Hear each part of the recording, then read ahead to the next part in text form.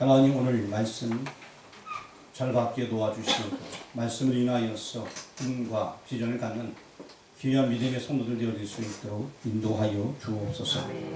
예수 그리스도의 이름으로 기도합니다. 아멘. 37장 전체를 말씀드리려고 하는데 28절까지만 함께 보게 되었습니다. 저도 28절까지 보게 되면은 이 내용의 스토리가 어떠한가를 깨우치게 될 것 같아서 28절까지 함께 우리가 말씀을 보게 되었습니다. 이 말씀 가운데 37장은 야곱에 대한 그 가족에 대한 이야기가 나와 있는데 특별히 요셉에 대한 이야기가 많이 기록이 되어져 있습니다. 그리고 이제 이 야곱은 이미 이름이 이스라엘로 바뀌게 되었고 여기 나와 있는 요셉은 11번째 아들이 되게 됩니다. 그런데 이제 우리 2절 말씀을 한번 다시 한번 더 읽어보도록 하겠습니다. 야곱의 족보는 이러하니라. 요셉이 17세의 소년으로서 그의 형들과 함께 양을 칠 때에 그의 아버지의 아내들 비라와 칠과의 아들들과 더불어 함께 있었더니 그가 그의 잘못을 아버지에게 말하더라. 여기 보니까 지금 요셉이 나이가 몇 살이라고요? 17세가 나와 있습니다. 그리고 그가 아버지한테 말한 게 있어요. 어떤 걸 말했다고 기록하고 있습니까? 그래요. 형들의 잘못을 이야기한 거예요. 형들보다 어린 나이에요. 그런데 10명의 형들이 뭔가를 잘못한 것 같아요. 그래서 거기에 대해서 아버지한테 이야기했어요. 우리가 흔히 말하길 고자질이라고 얘기하죠. 자, 아버지한테 이야기를 하게 되었습니다. 자, 이 형들이 아버지한테 아마 혼이 났겠죠. 이 형들의 마음은 이 동생 어린 놈 때문에 다들 욕을 얻어먹었으니까 별로 기분이 안 좋을 겁니다. 그런데 우리 3절 말씀을 또 같이 읽어보도록 하겠습니다. 요셉은 노년에 얻은 아들이므로 이스라엘이 여러 아들들보다 그를 더 사랑하며 그를 위하여 최신 옷을 지었더니 여기 이스라엘은 야곱입니다. 그래서 야곱 이름이 이스라엘로 바뀌게 되었고 이 이스라엘이 특별히 아들 하나를 사랑했어요. 누굴 사랑했어요? 요셉을 사랑했습니다. 물론 요셉의 어린 동생 나중에 베냐민도 있습니다만 아직은 요셉을 굉장히 지금 사랑할 때였고 자기가 사랑하는 아내를 통해서 난 아들이 바로 지금 요셉이었습니다. 원래 본처가 2명이 있었고 또 종들의 아내를 통하여서 여러 명의 아들을 낳게 되었는데 그 중에 자기가 사랑하는 라헬을 통해서 난 아들의 첫 번째가 바로 이 요셉이었기 때문에 더욱더 사랑하면서 여기 보니까 무슨 옷을 입혔더라? 채색 옷은 다른 말로 얘기하게 되면 굉장히 비싼 옷이에요. 그래서 제가 어렸을 때에 중학교 때인가 라피도라는 옷을 한번 입고 학교에 간 적이 있어요. 애들이 다 놀라더라고. 이야, 이런 옷을 다 입었네. 지금 뭐 그런 사람 별로 없습니다만 예전에는 뭐 메이커 하나 입고 나오면 그 당시에 그 지역에 라피도라는 메이커 매장도 없을 때 그걸 딱 입고 갔더니만 사람들이 다 놀란 적이 있어요. 그렇다고 우리 집 자상은 아닌데 선물 받아서 그거 입고 갔더니만 큰 사람들이 신기해하면서 그러더라고요. 지금이야 뭐 워낙 옷도 다양하고 메이크도 다양하고 사람이 모르는 옷도 많이 입고 그렇지만 예전에 한번 그랬던 적이 있었어요. 이러듯이 이 요셉이 아주 비싼 옷, 그 옷을 당시에 이 채색 옷 같은 경우에는 왕족이나 입을 만한 그런 옷이었어요. 그것을 입고 다니니까 야, 형들은 얼마나 부럽겠어요. 자, 좀 내 동생만 좋은 옷 입히고 에이, 내가 가만 둬놔봐. 하나 걸리기만 해봐. 이런 생각이 있었을까 없었을까요? 형들이 경건해서 그런 마음 없었겠죠. 뭐. 뭐 자세히는 저는 모르겠습니다만 하여튼 분위기가 지금 2절과 3절 봤을 때는 동생을 시기할 만한 일들이 지금 분명히 여기에 지금 들어져 있습니다. 그리고 한번 7절 말씀을 한번 같이 읽어보도록 하겠습니다. 우리가 밭에서 보시단을 묻더니 내 단은 일어서고 당신들의 단은 내 단을 불러서서 자라다니까. 요셉이 이제 자고 일어났는데 밤에 꿈을 꾼 거예요. 꿈을 꿨는데 생생하게 기억이 나게 되는 거예요. 어떤 것들은 기억 안 나는 우리가 흔히 말하는 개꿈들 있잖아요. 기억 안 나는 거 많잖아요. 근데 요셉은 너무나 생생하게 기억에 나가고 형들 말이야. 내가 꿈을 꾸었는데 우리가 볕단을 이렇게 싸매고 있는데 내 단이 딱 서게 됐는데 형들의 그 단 10개가 다 타봐서 나한테 절을 했단 말이야? 형들이 어떻게 반응하겠어요? 에이, 이 녀석이! 우리가 절을 해! 그런 반응 보일까요? 안 보일까요? 예, 지금 그런 상황이에요. 그러면서 8절 말씀 보니까 네가 우리의 왕이 되겠느냐 하면서 형들이 후루퉁에 가고 막 동생을 나무라는 그런 내용들이 8절에 기록이 되어져 있습니다. 근데 여기서 그쳤으면 얼마나 좋아요. 우리 9절 말씀을 다 같이 한번 읽어보겠습니다. 요셉이 다시 꿈을 꾸고 그의 형들에게 말하기를 내가 또 꿈을 꾼즉 해와 달과 11별이 내게 절하노라 하라. 자, 11별이 절한다는 것까지 그래도 이해가 될 만해요. 근데 해와 달이 들어있단 말이죠. 해와 달은 뭘 상징하는 거예요? 부모님이 부모님. 그러니까 어떻겠어요? 형들의 마음이 야, 뭔가 말을 안 해도 알겠죠, 그렇죠? 형들의 마음이 이 동생에 대한 그 마음을 갖고 있는 것들이 아무리 동생이라 지금 17살인데 막내긴 하지만 와, 굉장히 마음속에 화가 나겠죠.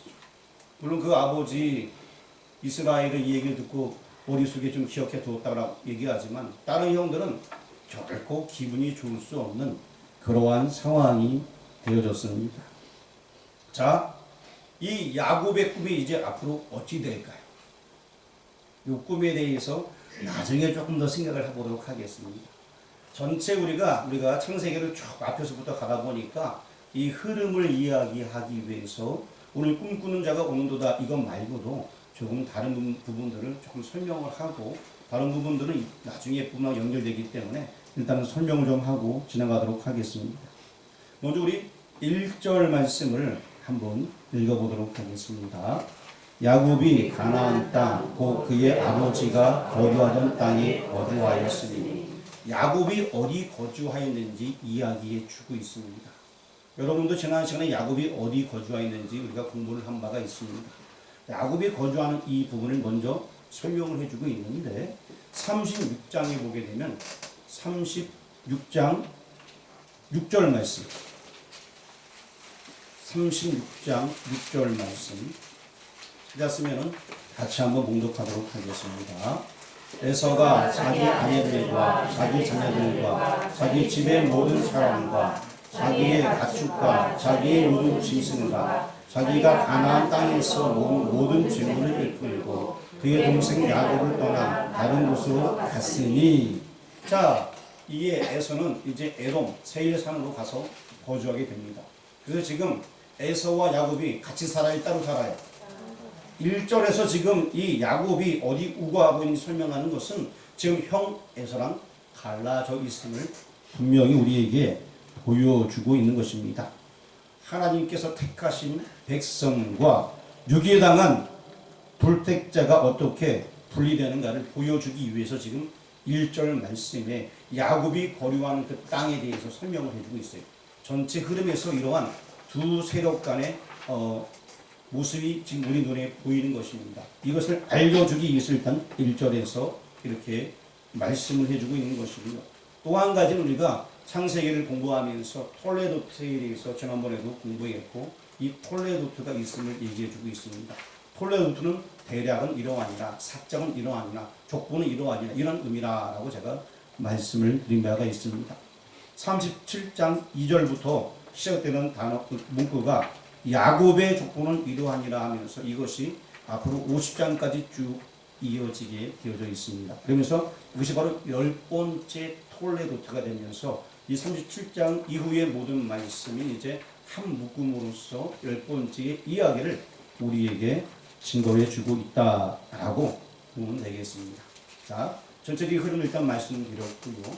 그리고 이제 이 37장에서 우리가 지금 제목을 정했던 것보다 더 중요한 메시지가 있어요. 꿈꾸는 자가 오는도다. 이것도 제가 오늘은 설명하기 위해서 제목을 가지고서 말씀을 드렸지만 실질적으로 더 중요한 것은 여기 이 37장에 구약 교회의 이야기가 나와 있습니다. 여러분 한번 몇 사람하고 인사 나누시길 바랍니다. 37장은 구약 교회 이야기가 있다. 시작. 37장은 구약 교회 이야기가 있다. 자, 몇 사람하고 얘기하자. 혼자서 37장은 이러지 마요. 몇 사람. 37장은 구약 교회 이야기가 있다. 시작. 37장은 구약 교회 이야기가 있다. 이왕이면 말할 때 흔들면서 얘기하면 더 좋아요. 다시 한번 하겠습니다. 37장은 구약 교회 이야기가 있다. 시작. 37장은 구약 교회 이야기가 있다. 그래요. 우리 어린이들도 참 잘하네요. 증서 승진이 반가워요. 아이고 잘 컸어요. 37장에는 무슨 이야기도 내포되어 있다고요? 우리 어린이들이 대답을 참 잘해요. 이따가 딱 하는 거 맛있는 거 있으면 아빠 엄마한테 사달라 그래요. 자, 37장은 구약교회의 이야기가 스며들어 있습니다. 하나님의 구원 계획은 아브라함, 이삭, 야곱으로 이어지게 되고, 야곱이 이제 이름이 뭘로 받게 되었죠? 이스라엘. 그 이스라엘 이름을 이제 얻게 되었습니다. 그 칭호를 받게 되었고, 야곱에는 몇 명의 아들이 생기게 되었습니까? 12명의 아들. 이 12명의 아들을 통하여서 결국에 이제 구약교회가 시작되게 되는 것입니다. 그리고 또 이 구약교회 이야기는 나중에 이제 신약시대에 신약교회의 모토가 되는 이야기도 하기 때문에 이 구약교회 이야기는 굉장히 중요한 것입니다. 이 구약교회는 그냥 되어진 것이 아니라 하나님께서 미리 예비하셨고 준비해 주셨습니다. 자, 하나님께서 이스라엘이 애굽으로 내려갈 것, 즉 여기 나와 있는 야곱이 이제 애굽으로 내려갈 것, 그리고 또 아브라함에게 그 모든 것들을 계시해 주셨습니다. 자, 이스라엘이 무엇이냐? 이제 이 야곱의 후손들 전체, 야곱이 이스라엘이고 그 후손들 전체를 가르쳐서 한 교회가 되었을 때 그 교회 전체도 또 이스라엘이라 표하게 됩니다. 그래서 그들이 애굽으로 내려갈 것을 성경에서는 미리 말씀해 주셨는데, 한번 우리 창세기 15장을 찾아보도록 하겠습니다. 창세기 15장. 창세기 15장 13절 말씀입니다.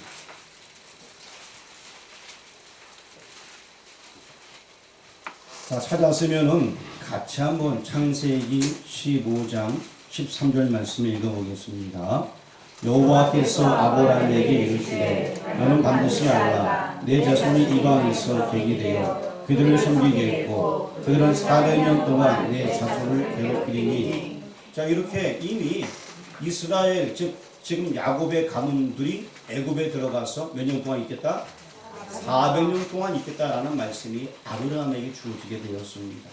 그리고 거기서 굉장히 어렵게 살 것까지 메시지가 들어져 있고요. 그리고 창세기 15장 16절 말씀도 한번 읽어보도록 하겠습니다. 같이 봉독합니다. 내 자손은 4대 만에 이 땅으로 돌아오니 이는 아무리 족속의 제약이 아직 가득 차지 아니하니라 하시더니. 이제 요까지 읽게 되었는데, 자, 아브라함 시대는 아직 야곱까지 있지도 아니한 그 시대에 이미 야곱의, 즉 이스라엘 백성들이 어떻게 될 것을 예견하게 되었고, 그리고 또 이 야곱 시대에 이 내용에 대해서 야곱이 잘 알았는지 몰랐는지 모르겠지만 앞으로 이 야곱의 후손들이 애굽에 들어가서 이제는 정말 400년 동안 있다가 고역 속에 하나님께 기도함으로 다시금 나오게 됩니다. 출애굽하는 사건이 실제적으로 있게 된다는 것입니다. 왜 그럼 그렇게 하셨을까요? 우리 본문 37장 그대로 둔 다음에 시편을 한번 찾아보도록 하겠습니다. 구약 성경 시편 80편입니다. 시편 80편.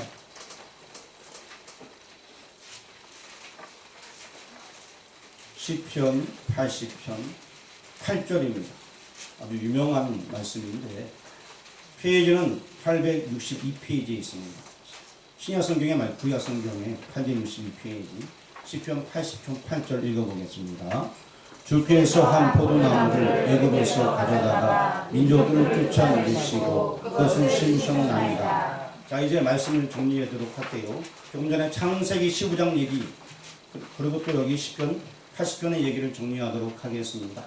자, 이게 무슨 얘기냐면은 이제 이스라엘 이 백성들, 이제 구약의 교회를 하나님께서 애굽으로 옮기신다는 얘기예요.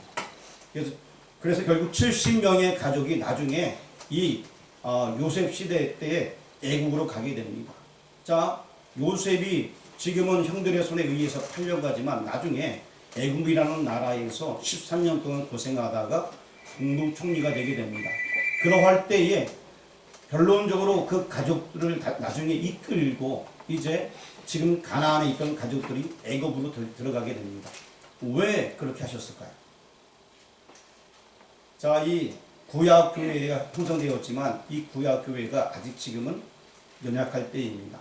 이 가나안 땅에는 이방신들이 많이 있었어요. 잘못하다 거기서 섞여버릴 수 있으니까 이 70명을 데리고서 이제 애굽으로 보호해 주신다는 얘기입니다. 왜 애굽에 가면 왜 보호가 될까? 지금 국무총리인 요셉을 통하여서 이 애굽 땅, 고생이라는 땅에서 그들이 보호받고 살게 된다는 것입니다. 그렇게 보호받고 살다가 세월이 지나면서 그들이 서로 섞이지는 아니했어요. 왜냐하면은 이 애굽, 이집트 사람들은 목축업을 굉장히 하찮게 받기 때문에 섞이지 아니했고요. 또 그들은 이제 그들이 점점 번성해 나게 되니까 노예처럼 이제 애굽에서 부려먹게 되었습니다. 그래서 그들의 민족이 그대로 유지되게 된 거예요. 시편 80편 8절 말씀은 그래서 그 잘 400년 동안 있던 그 포도나무를 이끌어내어서 그들이 유일신 하나님을 섬기다가 다시 이끌어내어서 이제 여호수아 시대 때 가나안 땅에 들어감으로 말미암아서 그 땅을 정복하게 된다는 미래적인 말씀이 여기 들어있다는 것입니다. 이해가 되시는 분은 아멘 하시길 바랍니다. 아멘. 성경을 아시는 분들은 이게 다 앞으로 이루어질 일들이에요. 그런데 이것이 미리 성경에 예견이 되어져 있다는 것입니다. 앞으로 있을 모든 일들. 어차피 우리가 이제 공부해 나가면서 그런 부분도 우리가 다시 한번 참고해 보도록 하겠습니다. 쉽게 설명하면 교회를 보호하시기 위해서 하나님께서 앞으로의 역사를 미리 예견해 주셨고 그렇게 인도해 주셨습니다. 가장 중요한 핵심은 오늘 본문 말씀에 교회를 보호하기 위한 섭리가 있다는 것을 기억해 주시길 바랍니다. 교회, 이 이야기는 앞으로도 계속 가져나갈 것이고요. 오늘 본문 말씀, 오늘 핵심은 자, 오늘 제목 한번 읽어보도록 하겠습니다. 시작. 다시 시작. 옆에 사람 보면서 한번 꿈꾸나 한번 보시길 바랍니다. 옆에 사람 꿈꾸고 있어요? 예, 한번 옆 사람한테 다시 한번 우리 제목을 알려주시길 바랍니다. 꿈꾸는 자가 오는도다. 시작. 꿈꾸는 자가 오는도다. 옆에 사람 꿈꾸고 있나요? 하나님은 요셉에게 꿈을 통하여서 앞으로 일어날 일들을 보여주신 거예요. 아까 우리가 본문에서 보았던 7절 말씀, 9절 말씀, 꿈을 통하여서 앞으로 될 일을 하나님께서 보여주게 된 것입니다. 자, 그리고 이제 형들이 일하고 있는 곳에 가서 도시락을 좀 갖다 주어라 라는 아버지의 명령을 받고 요셉은 이제 떠나가게 됩니다. 형들이 있는 곳을 맨 처음에 못 찾았지만 결국에 찾아서 가게 되었을 때 형들이 뭐라고 얘기했는지 한번 우리 19절 말씀을 읽어보도록 하겠습니다.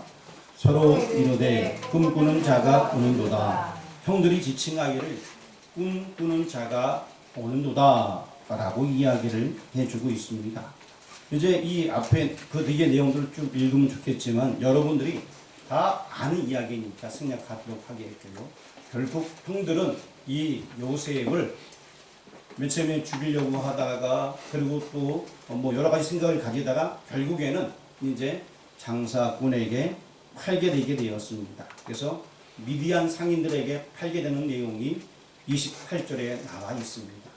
요셉은 팔려가게 되어서 이제 다른 나라로 가게 되었습니다. 그리고 이제 이 요셉의 그 옷을 벗긴 그 옷을 가지고서 거기다가 짐승의 피를 묻힌 다음에 아버지에게 보여주게 됩니다. 이 아버지 이스라엘, 원래 이름은 야곱이었고 그가 남을 속이는 자였는데 이제 자기 아들 10명의 아들들에게 자기가 속고 말게 됩니다. 그 옷을 보면서 내 11번째 아들이 죽었도다 라고 통곡을 하는 그런 모습이 있습니다. 어찌되었던 이제 요셉은 바로의 신하 친위대장 보디발에게 팔리게 되면서 37장은 끝이 나게 됩니다. 이제 꿈꾸는 자에 대해서 한번 설명을 해보려고 합니다. 여러분들도 한번 꿈을 꿔보신 적 있으시죠? 어떤 사람은 내가 이렇게 돼서 내가 월급을 이렇게 받으면 앞으로 이걸 가지고 이렇게 하겠다라고 자기의 소망을 갖게 됩니다. 혹은 자기의 꿈과 비전을 갖게 됩니다. 하지만 그것이 제대로 될 수도 있지만 안 될 경우도 많이 있습니다. 중간에 여러 가지 일이 생김으로 말미암아서 사람은 꿈을 가지고 있습니다. 저 역시 어려서부터 꿈을 가지고 있었는데 그 꿈은 세상을 향한 꿈이었고 이제 청년 때의 은혜를 받고 나서는 그 꿈이 바뀌게 되었습니다. 그 꿈이 이제는 하나님의 영광을 위해서 살자라는 꿈을 갖게 되었습니다.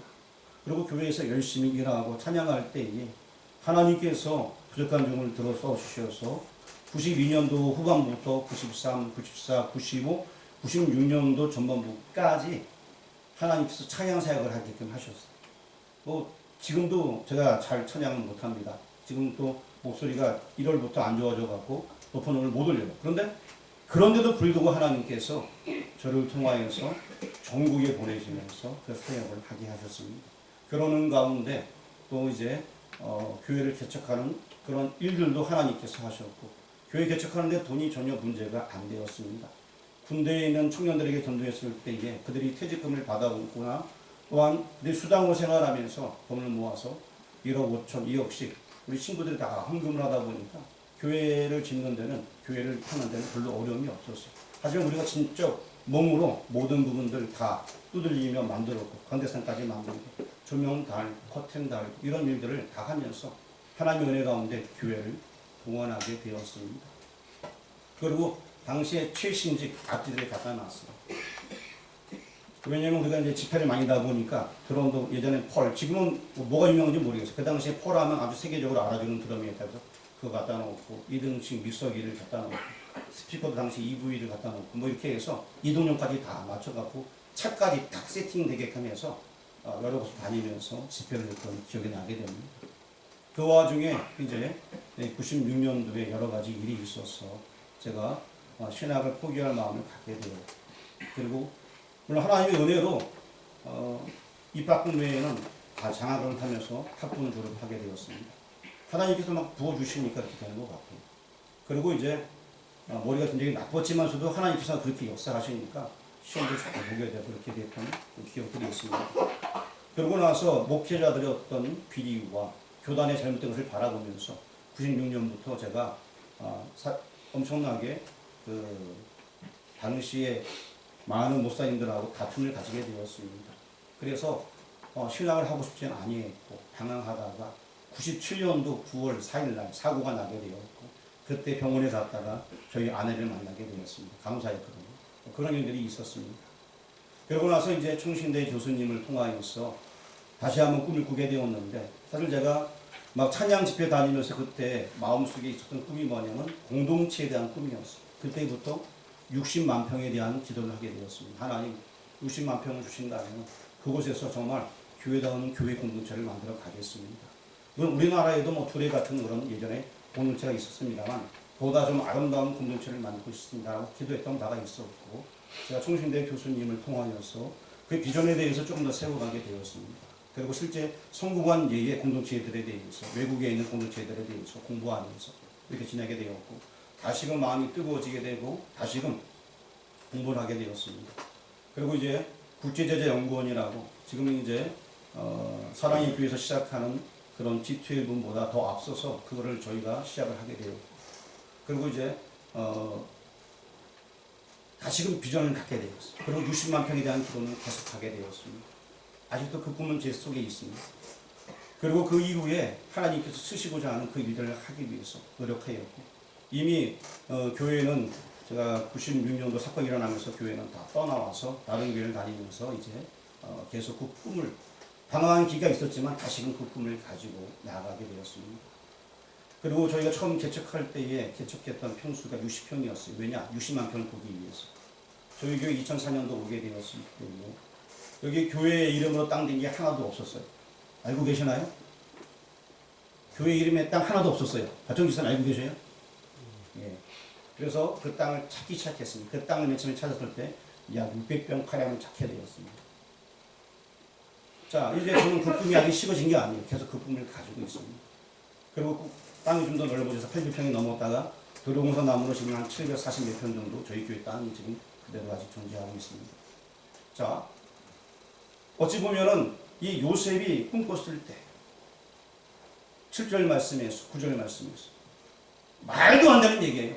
형들이 꾸짖는 얘기예요. 근데 저는 이미 이 땅에 대해서 계속 둘러보면서 계속 기도하고 있고, 우리 교회 저 뒤쪽에 산 쪽에 보니까, 저 뒤에 산에 보니까, 여기 가까운 산 말이죠. 뒤쪽에 보니까 계산해 보니까 48만 평의 땅이 한 필지로 있더라. 내가 그거를 다 보게 되면서 그거랑 우리 동네 다 합치면 60만 평 되지 않을까라는 생각이 들더라.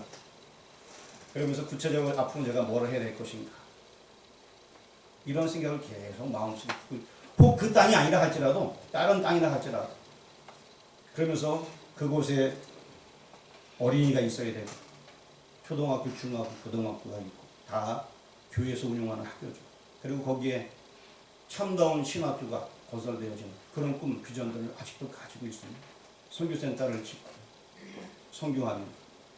그런데 그 꿈이, 자, 아브라함에게 옛적에 하나님께서 15장에서 이야기할 때 먼 훗날의 이야기를 하게 되었습니다. 물론 이 꿈이, 요셉의 꿈이 그의 당대에 이루어졌습니다만, 저는 제 당대에 이루어지면 감사하겠지만 지금 안 이루어진다도 상관이 없습니다. 그 꿈을 계속해서 나눠주면서 그 후에라도 그 꿈이 이루어진다면 얼마나 감사하겠습니까? 여러분, 한번 우리가 남들이 비웃을 만한, 어쩌면 여러분들이 제 꿈을 비웃을 수 있어요. 왜냐하면 60만 평, 말이 60만 평이지 예전에 여의도의 2배입니다. 여의도 광장 아시죠? 예전에. 어마어마한 거예요. 우리 마을 전체 다 해봤자 10만 평밖에 안 돼요. 여기 마을 사람들 전체는 다. 그러니까 이게 어마어마한 거예요. 하지만 그 꿈을 가지고 있고 그 꿈을 향해 지금도 한 걸음 한 걸음 기도하며 나아가고 있습니다. 안 돼도 괜찮아요. 꿈이 있으면은 하나님께서 그 꿈을 이루시기 위하여서 여러 가지 방법, 또 후대 사람을 통해서 이루시는 것을 믿으시길 바랍니다. 여러분 꿈꾸는 자가 되길 바랍니다. 하나님께서 나를 어떻게 사용하십니까? 남들이 비웃어도 괜찮습니다. 남들이 손가락질해도 괜찮습니다. 하나님의 뜨거운 열정과 꿈과 비전이 있다면 지금 그걸 위해서 우리가 기도할 수 있는 것입니다. 지금 제 마음속에 있는 얘기를 다 털어놓고 있는데 어떤 분은 정말 꿈을 꾸고 있어요. 네. 자, 꿈과 비전을 가지는 여러분들이 주의 이름으로 축원합니다. 아멘. 기도드리겠습니다. 아버지 하나님, 감사합니다. 도저히 미련하여서 아무것도 할 수 없는, 어찌 보면 연약한 존재, 막내 아들, 물론 뒤후의 아들이 더 나지만 이제 요셉을 통하여서 하나님 꿈을 꾸게 하셔 비전을 보게 하셨습니다. 어쩌면 저 또한 너무 연약한 존재인 아무것도 아닙니다. 하나님께서 세워주셔서 지금까지 달려오게 하셔 꿈을 꾸게 하시니 감사드립니다. 이제 여기에 모인 우리 모든 교우들이 꿈과 비전을 갖기 원합니다. 하나님께서 나를 어떻게 사용하십니까? 하나님께서 나를 통하여서 어떻게 일하실까? 그 꿈과 비전을 가지고 나아갈 수 있도록 인도하여 주옵소서. 하나님께서 기도하게 하셨기 때문에 이제 우리가 각자의 꿈과 비전을 가지고 기도함으로 말미암아 그 놀라운 비전 이루어 나갈 수 있는 믿음의 교우들, 믿음의 공동체 되어줄 수 있도록 인도하여 주옵소서. 예수 그리스도의 이름으로 기도합니다. 아멘. 찬송가